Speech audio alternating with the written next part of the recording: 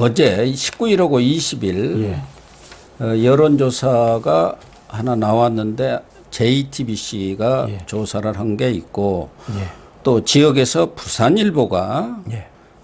여론조사를 했어요. 그동안 뭐 여론조사가 주말에 조사를 해갖고 월요일에 쏟아져 나옵니다. 그래서 어제도 한 6개 여론조사 기관의 그런 조사 결과 내용을 쭉 보도를 했습니다만은 예. 오늘 나온 것은 지금 JTBC 여론조사지요. 그렇죠.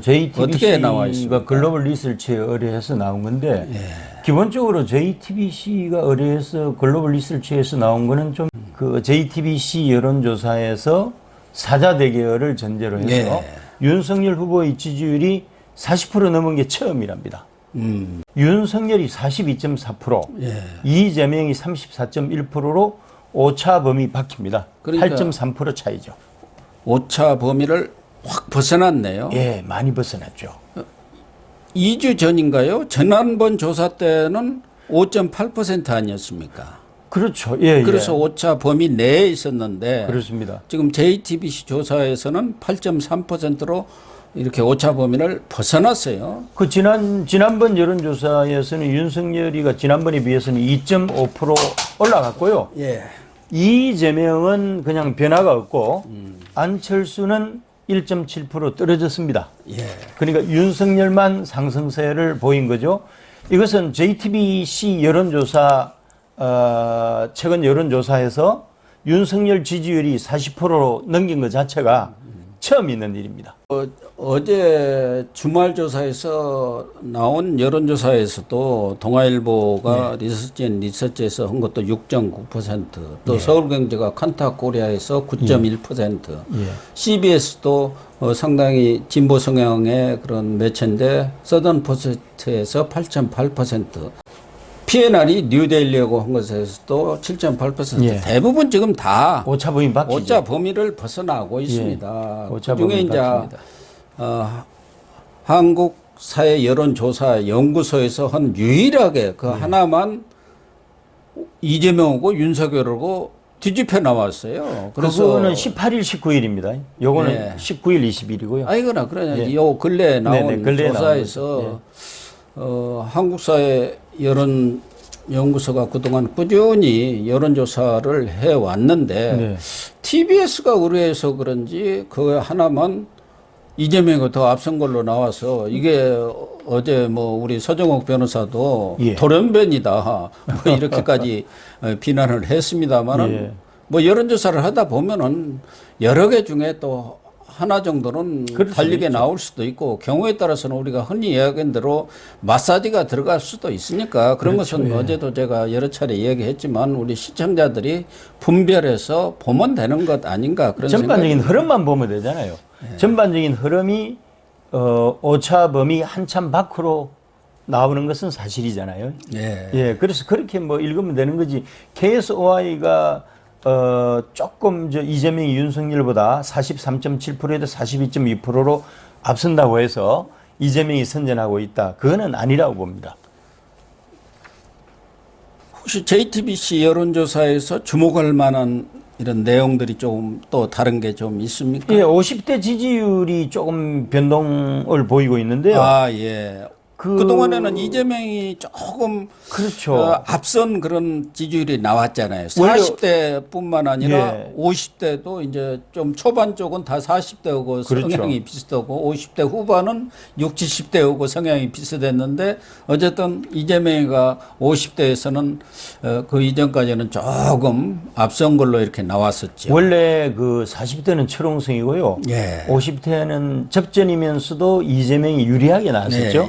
이재명 우세로 나왔고 실제로 뭐 그 직전 여론조사만 하더라도 보면은 이제 일주 전에요. 윤석열이가 34%고 이재명이 45.7%로 차이가 많이 나잖아요. 그런데 11.7%네요. 11.7%. 그렇죠. 윤석열이가 그 정도 뒤졌네요. 이재명에 비해서. 그렇게 됐었는데 이번 주에는 윤석열이가 8.8% 늘어나고 이재명이는 6.8% 떨어져 가지고 윤석열이 42.8, 이재명 38.9%로 사실은 오차 범위 내지만은 윤석열이 이재명을 50대 지지율에서도 이기고 있습니다.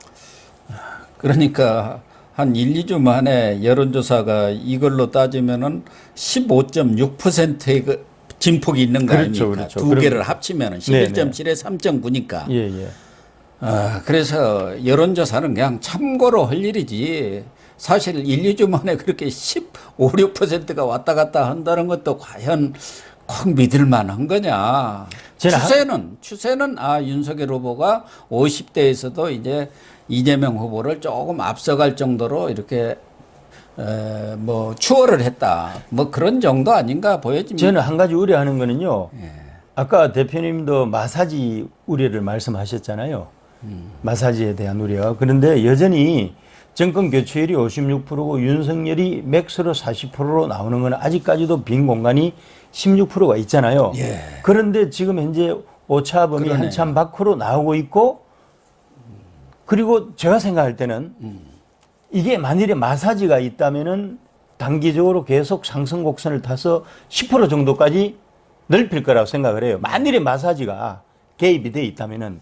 그럼 왜 이런 마사지 작전 세력이 가동이 되느냐 하면은 지금 안철수하고 윤석열 안철수 단일화를 놓고 만일에 윤석열 진영에 있는 사람들이 10% 이상 차이면은 이거 뭐 안철수 후보 단일화 안 해도 이기겠네 하는 그런 착각을 불러 일으키게 하는 여론조사를 마사지해서 내버릴 수도 있다는 거죠. 부산일보가 뭐 역시 PK 민심이 아주 중요하지 않습니까? PK 중요합니다. 네. 노무현, 문재인 같은 경우는 PK에서 아주 그쪽 출신이기 때문에 네. 지지를 해가지고 자기의 정치적 텃밭이 됐는데 예.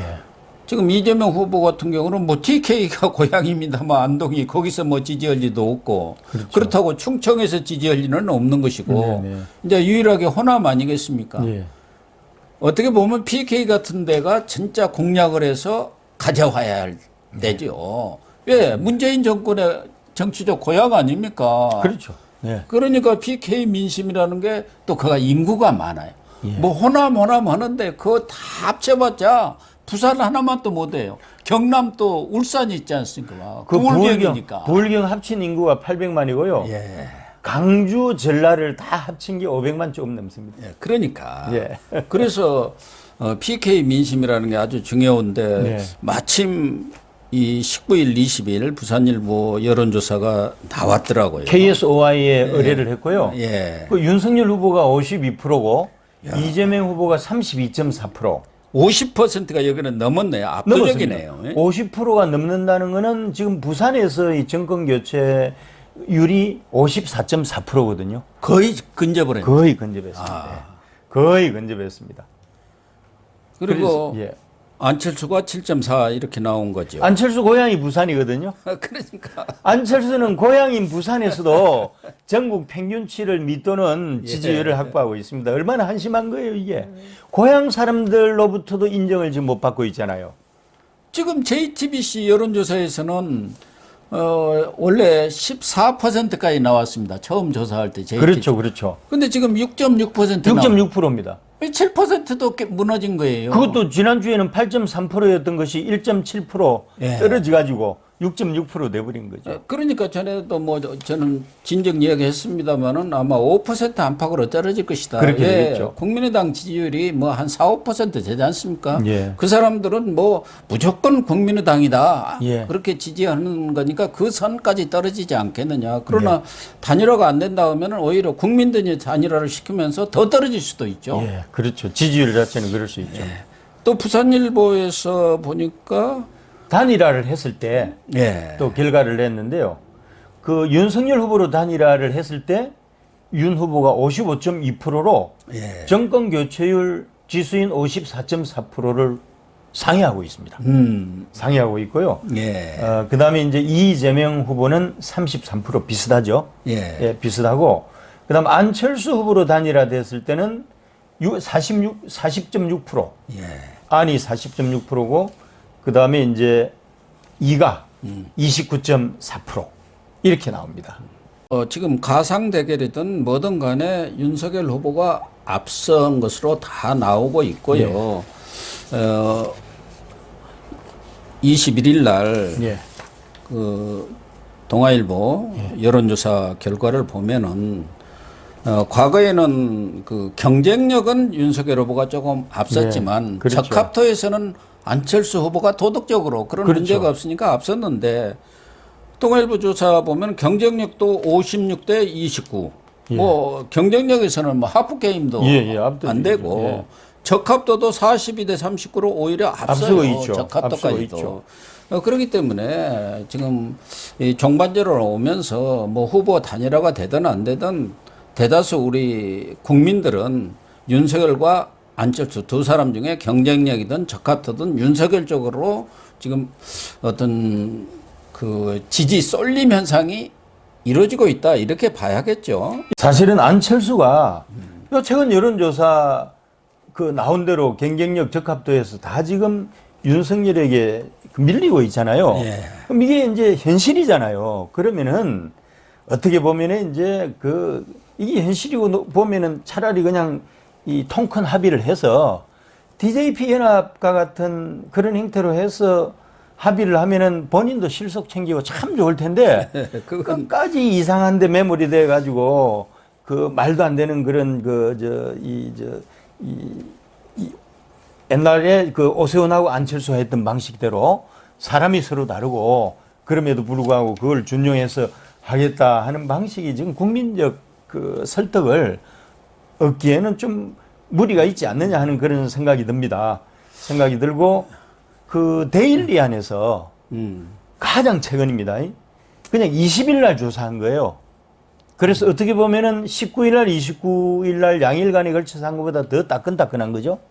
이 데일리 안에서 후보 단일화하고 관련해서 공정에 의뢰해가지고 나온 여론조사가 있습니다. 여기 보면은 그 윤석열이 48.7, 이재명이 41.4%로 7.3% 차이입니다. 오차범위 바뀌죠. 안철수가 39.8, 이재명 34.7%로 5.1% 차이니까 오차범위 내죠. 벌써 뭐 가장 최근에 나온 후보 단일화시 여론조사 결과를 봐도 누가 적임자인지가 나오잖아요. 나오는데 뭐 이제 데일리는 그렇다 하더라도 또 그제 나온 동아일보 여론조사만 보면은 또 윤석열로 단일화되면 47, 이재명은 35.4로 11.6%고 안철수는 47.6, 이재명은 28.7로 18.9로 이렇게 나옵니다. 그렇기 때문에 여론조사마다 그 차이는 조금씩 있는 거니까 그게 무슨 큰 변수가 되는 건 아니고 지금 부산일보에서만 보더라도 부산의 민심도 완전히 윤석열한테 돌아갔다는 게 볼 수 있는 게 20대 30대만 보더라도 윤석열과 이재명 후보 간의 그 지지율 격차가 배 하프 게임 아닙니까? 그렇죠. 거의 뭐 그렇죠.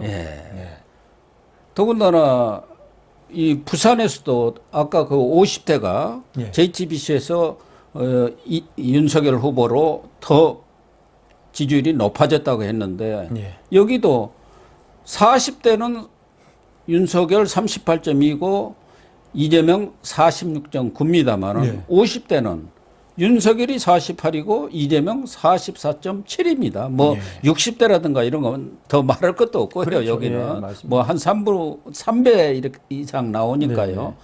20대 30대에서도 20대는 윤석열 45.3, 이재명 23.7, 30대에도 보면은 윤석열 52.3, 이재명 27.2로 정말 부산의 민심이 완전 뒤집어졌구나. 왜 이렇게 부산이 반 이재명이랄까 윤석열 압도적 우위로 간 건가요? 얼마 전까지만 해도 이렇게까지는 앞서지 않았던 걸로 기억을 하는데요. 사실은 뭐 2017년 대선하고 2018년 지방선거 때 문재인 내지는 민주당이 대선과 지방선거에서 싹쓸이를 했던 지역이거든요. 여기가. 그러니까 이 싹쓸이를 했던 지역이고 그래서 지금 현재 부울경의 강력단체장, 기초단체장, 강력의원들의 절대 다수를 민주당이 휩쓸어 버렸어요. 그 정도로 압도적인 지지를 받았던 민주당과 뭐 문재인이 이제 가장 큰 거는 이제 문재인의 실정일 거고요. 가장 큰 것은 고향 사람 문재인의 그 실정일 거고, 그 다음에 두 번째는 이재명이 그 같은 영남이잖아요. 예. 서울에서 생각할 때는 이제 영남 출신이니까 뭐 비슷한 호감도를 가질 거라고 생각하는데 TK하고 부울경이 결이 다릅니다. 예, 지지율 결이 다르고 또 이재명은 TK 출신이고 부울경 출신은 아니거든요. 그래서 여기서 오는 갭도 있다고 봅니다. 그거야 뭐 어제 오늘의 이야기는 아니지 네. 않습니까? 이렇게 최근에 이렇게 벌어지는 게 더 문제죠. 네. 그 전에도 뭐 다 아는 것이고. 네, 네. 그런데 최근 들어서 이렇게 하프 게임을 벌일 정도로 이재명 후보에 비해서는 20%가 넘는 네. 그런 격차를 보이고 있지 않습니까? 이게요. 그런 게 이게 선거 뭐 가덕도 신공항 뭐 해준다 뭐 어쩐다 하더라도 부산의 민심이 말하자면 PK의 민심이 확 돌아선 것 같아요. 돌아섰다기보다는요. 예. 원래부터 야도인데 사실은 야도라는 게 지금 국민의힘 야도가 아니고 원래는 민주당 계열의 야도입니다. 아니요. 2017, 2018은 저쪽에서 70% 이상 가져갔는데 예. 이미 2020년 총선 때 많이 돌아왔던 거예요. 예. 많이 돌아왔던 건데 아, 이제 선거를 앞두고 지금 선거 임박에 있잖아요. 예. 그래서 총집계를 하는 겁니다. 그래서 이제 이렇게 이제 격차를 내고 있는 거죠. 그러니까 지금 서울도 마찬가지고 경기 인천까지도 뭐 예. 다른 여론조사도 비슷합니다만은 동아일보 리서치를 보면은 서울도 윤석열 42.6대 이재명 37.1. 예. 경기 인천은 윤석열 44.4대 이재명 34.7. 상당히 고무적이죠. 수도권에서도 지금 훨씬 앞서가는 그런 상황이. 수도권이 우리 당의 동토거든요. 사실은 우리 국민의힘의 동토고 민주당에 상당히 유리한 지역인데 이 정도 격차를 내고 있다는 건 상당히 고무적인 겁니다. 사실. 아니 그러니까 전에 같으면은 이 수도권이라는 게 사실은 뭐 지금 여당인 민주당 과거 같으면 야당인 민주당의 텃밭 아닙니까? 그렇죠. 민주당이 텃밭이죠. 특히 호남 분들이 많이 계시기 때문에 아무래도 그런 그 동조화 현상으로 현재와 이 수도권이 동조화 현상으로 좀 지지율이 높았기 때문에 여기서 승부를 보는 것 아니겠습니까? 맞습니다. 예. 다른 데서 비슷했을 때 서울에서 수도권에서 이겨가지고 이긴다는 그런 전략인데 예.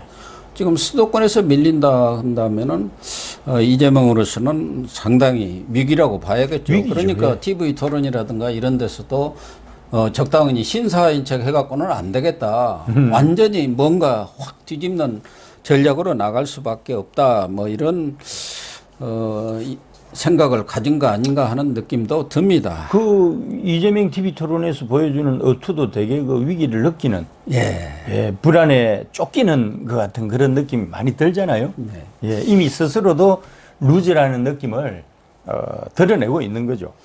혹시 뭐 빅데이터도 좀 예. 의미 있는 내용이 좀 있습니까? 예, 빅데이터도 나온 게 있습니다. 빅데이터 나온 게요. 강병호 교수 빅데이터에 따를 것 같으면은 예. 윤석열이 40.9에서 41.8%고요. 여기도 40%가 넘었습니다.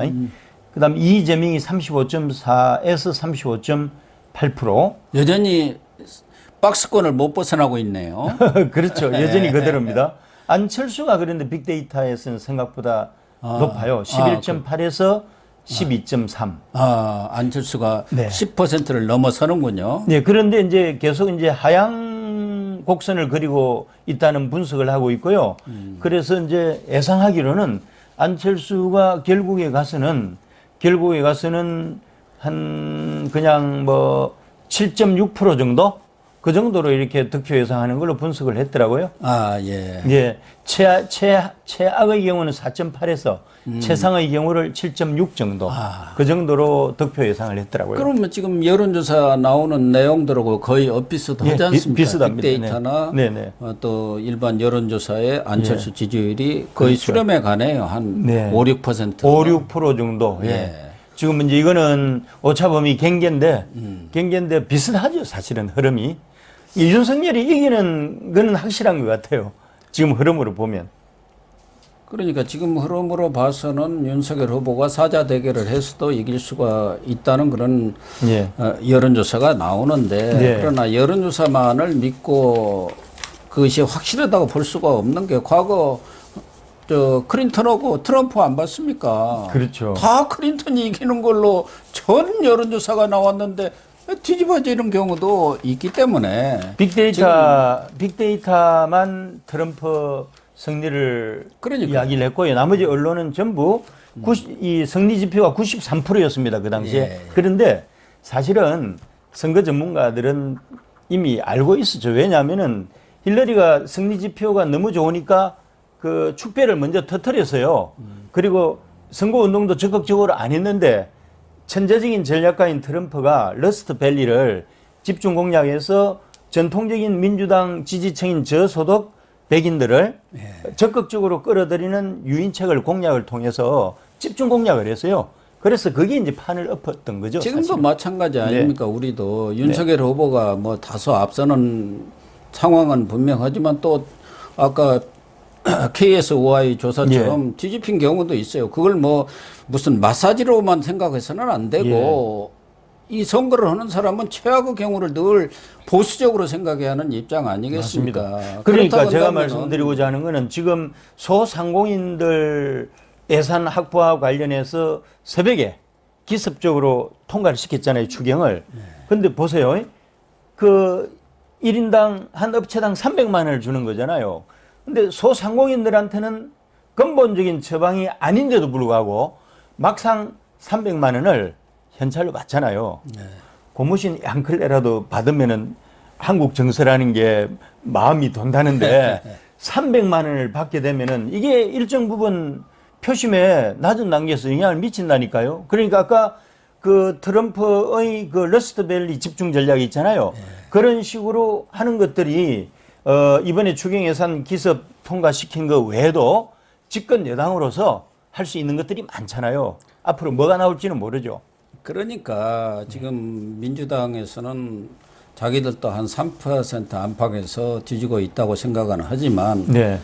소위 말해서 샤이 이재명이라는 게 있지 않습니까? 물론 뭐 이재명을 본래 의미대로 지지를 하지만 겉으로 드러내서 뭐 그런 사람을 지지한다고 할 수 없어서 샤이 이재명도 있지만 결국은 이렇게 돈 푸는 것, 관건을 이렇게 동원하는 것, 또 선관위에 장난치는 것 이런 것들을 합치면은 거의 3 내지 5%는 충분히 커버할 수가 있는데 지금 차이라는 게 그 정도뿐이 안 나기 때문에 절대 안심할 수가 있는 단계가 아니기 그래서 불안하니까 후보 단일화가 지상과제라는 거고요. 안철수는 본인이 더 좋은 정권 교체의 적임자가 나다. 그런데 과연 지금 위태로운 시기에 더 좋은 정권 교체의 적임자를 묻는 선거냐? 그것이 아니고 더 확실한 승리가 확실히 보장이 되는 후보를 뽑는 정권 교체가 돼야 되잖아요. 그래서 지금 안철수와 우리 쪽 생각이 기본적으로 다른 건데 금방 대표님 말씀하신 대로 정말 확실한 승리가 보장이 되는 그런 정권 교체를 하려치면은 후보 단일화는 반드시 해야 된다. 그리고 윤석열 후보도 사실은 용인을 하는 내공이 좀 있는 편인데 가장 최근에 그 김종인이나 이준석, 홍준표, 유승민을 다루는 걸 보면은 이제 결과론적으로는 잘 됐잖아요.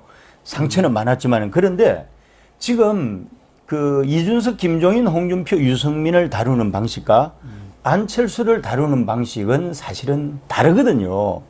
이거를 똑같은 방식으로 생각을 하고 접근을 하게 되면은 낭패를 겪을 가능성이 많다고 봅니다. 그래서 사실 그 담은 2% 시장이라 할지라도 호랑이도 토끼 한 마리 잡느라고 얼마나 소중한 정성으로 접근을 합니까? 그렇죠. 예, 마찬가지로 호랑이가 토끼 잡는 심정으로 윤석열도 안철수한테 다가서야 된다고 생각합니다. 후보 단일화 문제가 여론조사상으로 볼 때도 매우 절실하다는 것이 드러나고 있는 것 같습니다. 네. 네, 오늘 방송 마치도록 하겠습니다. 시청해 주셔서 감사합니다.